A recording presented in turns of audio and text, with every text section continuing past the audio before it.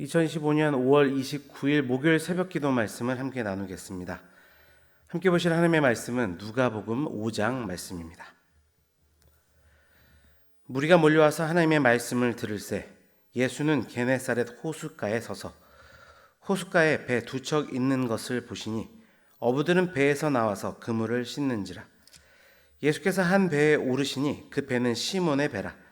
육지에서 조금 떼기를 청하시고 앉으사 배에서 무리를 가르치시더니 말씀을 마치시고 시몬에게 이르시되 깊은 데로 가서 그물을 내려 고기를 잡으라. 시몬이 대답하여 이르되 선생님, 우리들이 밤이 새도록 수고하였으되 잡은 것이 없지만은 말씀에 의지하여 내가 그물을 내리리이다 하고, 그렇게 하니 고기를 잡은 것이 심이 많아 그물이 찢어지는지라. 이에 다른 배에 있는 동무들에게 손짓하여 와서 도와달라 하니 그들이 와서 두 배에 채움에 잠기게 되었더라. 시몬 베드로가 이를 보고 예수의 무릎 아래 엎드려 이르되 주여, 나를 떠나소서, 나는 죄인이로소이다 하니, 이는 자기 및 자기와 함께 있는 모든 사람이 고기 잡힌 것으로 말미암아 놀라고 세베대의 아들로서 시몬의 동업자인 야고보와 요한도 놀랐습니다. 예수께서 시몬에게 이르시되 무서워하지 말라. 이제 후로는 내가 사람을 취하리라 하시니 그들이 배들을 육지에 대고 모든 것을 버려두고 예수를 따르니라. 예수께서 한 동네에 계실 때에 온 몸에 나병 들린 사람이 있어 예수를 보고 엎드려 구하여 이르되 주여, 원하시면 나를 깨끗하게 하실 수 있나이다 하니 예수께서 손을 내밀어 그에게 대시며 이르시되 내가 원하노니 깨끗함을 받으라 하신대 나병이 곧 떠나니라. 예수께서 그를 경고하시되 아무에게도 이르지 말고 가서 제사장에게 내 몸을 보이고 또 내가 깨끗하게 됨으로 인하여 모세가 명한 대로 예물을 드려 그들에게 입증하라 하셨더니 예수의 소문이 더욱 퍼지매 수많은 무리가 말씀도 듣고 자기 병도 고침을 받고자 하여 모여오되 예수는 물러가사 한적한 곳에서 기도하시니라. 하루는 가르치실 때 갈릴리의 각 마을과 유대와 예루살렘에서 온 바리새인과 율법 교사들이 앉았는데 병을 고치는 주의 능력이 예수와 함께 하더라. 한 중풍병자를 사람들이 침상에 메고 와서 예수 앞에 들여 놓고자 하였으나 무리 때문에 메고 들어갈 길을 얻지 못한지라. 지붕에 올라가 기와를 벗기고 병자를 침상째 무리 가운데로 예수 앞에 달아 내리니 예수께서 그들의 믿음을 보시고 이르시되 이 사람아, 내 죄 사함을 받았느니라 하시니 서기관과 바리새인들이 생각하여 이르되 이 신성 모독하는 자가 누구냐? 오직 하나님 외에 누가 능히 죄를 사하겠느냐? 예수께서 그 생각을 아시고 대답하여 이르시되 너희 마음에 무슨 생각을 하느냐? 내 죄 사함을 받았느니라 하는 말과 일어나 걸어가라 하는 말 어느 것이 쉽겠느냐? 그러나 인자가 땅에서 죄를 사하는 권세가 있는 줄을 너희로 알게 하리라 하시고 중풍병자에게 말씀하시되 내가 네게 이르노니 일어나 내 침상을 가지고 집으로 가라 하시매 그 사람이 그들 앞에서 곧 일어나 그 누웠던 것을 가지고 하나님께 영광을 돌리며 자기 집으로 돌아가니 모든 사람이 놀라 하나님께 영광을 돌리며 심히 두려워하여 이르되 오늘 우리가 놀라운 일을 보았다 하니라. 그 후에 예수께서 나가사 레위라 하는 세리가 세관에 앉아 있는 것을 보시고 나를 따르라 하시니 그가 모든 것을 버리고 일어나 따르니라. 레위가 예수를 위하여 자기 집에서 큰 잔치를 하니 세리와 다른 사람이 많이 함께 앉아 있는지라. 바리새인과 그들의 서기관들이 그 제자들을 비방하여 이르되 너희가 어찌하여 세리와 죄인과 함께 먹고 마시느냐? 예수께서 대답하여 이르시되 건강한 자에게는 의사가 쓸데없고 병든 자에게라야 쓸데있나니 내가 의인을 부르러 온 것이 아니요 죄인을 불러 회개시키러 왔노라. 그들이 예수께 말하되 요한의 제자는 자주 금식하며 기도하고 바리새인의 제자들도 또한 그리하되 당신의 제자들은 먹고 마시나이다. 예수께서 그들에게 이르시되 혼인집 손님들이 신랑과 함께 있을 때 너희가 그 손님으로 금식하게 할 수 있느냐?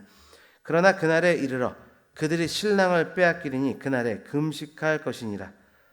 또 비유하여 이르시되 새 옷에서 한 조각을 찢어 낡은 옷에 붙이는 자가 없나니 만일 그렇게 하면 새 옷을 찢을 뿐이요 또 새 옷에서 찢은 조각이 낡은 것에 어울리지 아니하리라.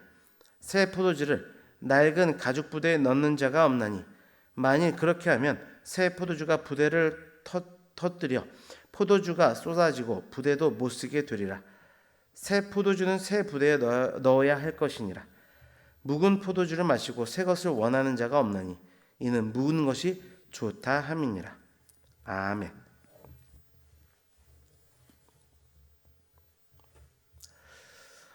오늘 본문은 예수께서 공생의 초기 제자들을 부르시고 병든 자를 고치시고 죄인들과 함께 하시는 모습을 기록하고 있습니다. 베드로는 깊은 곳에 그물을 던지라는 예수님의 말씀에 순종함으로 큰 기적을 경험했고 중풍병자는 친구들의 믿음을 통해 치유의 축복을 누리게 됩니다. 세리 레위는 주님의 부르심 앞에 모든 것을 따름으로 말미암아 주님 앞에 서게 되는 축복을 누리게 됩니다. 이 말씀은 오늘 우리에게도 동일한 도전을 줍니다. 예수님은 오늘 이 말씀을 통해 우리를 부르고 계시고 그 부르심에 응답할 때 삶이 변화되고 사명이 시작됨을 말씀해 주십니다. 부르심에 응답하는 삶이라는 제목으로 말씀을 함께 나누겠습니다. 첫 번째로 부르심에 응답하는 삶은 순종으로 응답하는 삶입니다. 예수님은 물가에서 말씀을 전하시고 고기를 잡지 못한 베드로에게 말씀하십니다. 4절 말씀입니다. 말씀을 마치시고 시몬에게 이르시되 깊은 데로 가서 그물을 내려 고기를 잡으라. 그에 대한 베드로의 대답이 이어서 5절에 기록이 되어 있습니다. 시몬이 대답하여 이르되 선생님 우리들이 밤이 새도록 수고하였으되 잡은 것이 없지만은 말씀에 의지하여 내가 그물을 내리리라 하고 베드로는 밤새 수고했지만 잡은 것이 없었습니다. 그러나 주님의 말씀에 순종으로 반응했습니다. 그 결과 두 배가 가득 차도록 고기가 잡히는 그 기적을 경험하게 되었습니다. 이 신적인 역사에 거룩한 두려움을 느낀 베드로는 그 주님 앞에 엎드려지는 경외의 모습을 나타내게 됩니다. 주님은 그를 사람을 이제 낚는 업으로 부르시겠다고 말씀하십니다. 하나님의 부르심 앞에 피조물인 우리의 반응은 말씀 앞에 경외함으로 순종하는 것입니다. 그럴 때 인생의 방향이 바뀌는 은혜의 전환점을 맞이하게 된다는 사실을 오늘 본문은 우리에게 말씀해 줍니다. 성도 여러분, 말씀을 통해 적용해 보기를 원하는데요. 주님의 부르심 앞에 머뭇거리고 있지는 않습니까? 말씀에 순종하면 주님의 일하심을 경험하게 될 줄 믿습니다. 오늘도 예수님은 깊은 데로 가라, 그물을 던지라 말씀하십니다. 그 부르심 앞에 믿음으로 응답하는 우리 모두가 됨으로 인해 주의 축복을 받아 누릴 수 있기를 주님의 이름으로 축원합니다. 두 번째로 부르심에 응답하는 삶은 행동으로 응답하는 삶입니다. 중풍병자는 혼자서 움직일 수 없었기에 주님 앞에 스스로 나아갈 수 없었습니다. 그러나 그 4명의 친구들은 지붕을 뜯어내고 그의 몸을 이끌어가는 믿음의 행동을 통해 그 중풍병자를 예수님 앞으로 나아가게 합니다. 그에 대한 예수님의 말씀이 20절에 기록되어 있습니다. 예수께서 그들의 믿음을 보시고 이르시되 이 사람은 내 죄사함을 받았느니라 하시니, 바리새인들은 신성 모독이라고 말했지만 예수님은 죄를 사하시고 육체를 고치시는 분이심을 이 사건을 통해 나타내셨습니다. 그리고 고치시고 그에게 내 침상을 가지고 집으로 가라 그렇게 명하셨습니다. 믿음은 생각이 아니라 행동입니다. 적극적으로 행동으로 응답할 때 하나님의 부르심의 역사를 경험하게 되는 것입니다. 적용입니다. 주님의 부르심 앞에 적극적으로 행동해야 할 일이 무엇입니까? 주 안에 사랑하는 성도 여러분, 오늘도 주님은 믿음의 행동을 기다리고 계십니다. 그리고 그 행동이 회복의 시작이 됨을 우리에게 말씀하셨습니다. 우리가 행동으로 적극적으로 나타내야 될 삶의 자리가 어딘지를 뒤돌아보며 행동으로 응답할 수 있는 우리 모두가 되기를 주님의 이름으로 축원합니다. 마지막으로 부르심에 응답하는 삶은 회개로 응답하는 삶입니다. 세례 레위는 사회적으로 죄인 취급받았지만 예수님께서는 그를 보시고 말씀하십니다. 27절입니다. 그 후에 예수께서 나가서 레위라는 세리가 세관에 앉아 있는 것을 보시고 나를 따르라 하시니 레위는 그 즉시 자신이 가진 것을 모두 버리고 일어나 예수님을 따릅니다. 그는 자신의 집에서 예수님과 다른 세리들과 함께 잔치를 엽니다. 이를 본 바리새인들은 죄인들과 함께 있는 예수님을 못마땅하게 여기죠. 그러나 예수님은 그에 대해 말씀하십니다. 32절입니다. 내가 의인을 부르러 온 것이 아니요 죄인을 불러 회개시키러 왔노라. 예수님은 자신의 부르심이 죄인을 회개하게 하는 목적이 있음에 대한 분명한 말씀을 하십니다. 세리 레위는 그에 대해 바르게 반응하는 것이었고 그를 통해 주님의 만찬에 함께 참여하게 되는 축복을 누리게 된 것입니다. 말씀의 적용입니다. 회개로 응답한 삶을 살고 있습니까? 말씀을 맺습니다. 누가복음 5장은 부르심의 장입니다. 예수님은 다양한 상황에 처한 사람들을 부르셨고 그 부르심에 믿음으로 응답한 자들의 삶은 완전히 바뀌게 되었습니다. 말씀에 순종한 베드로는 어부에서 사람 낚는 어부로, 믿음으로 나온 중풍병자는 육과 영이 회복되는 치유의 역사로, 부르심에 즉시 응답한 레위는 새 인생을 시작하게 되는 축복을 누리게 되었습니다. 오늘 우리는 어떤 모습으로 주님의 부르심 앞에 서 있습니까?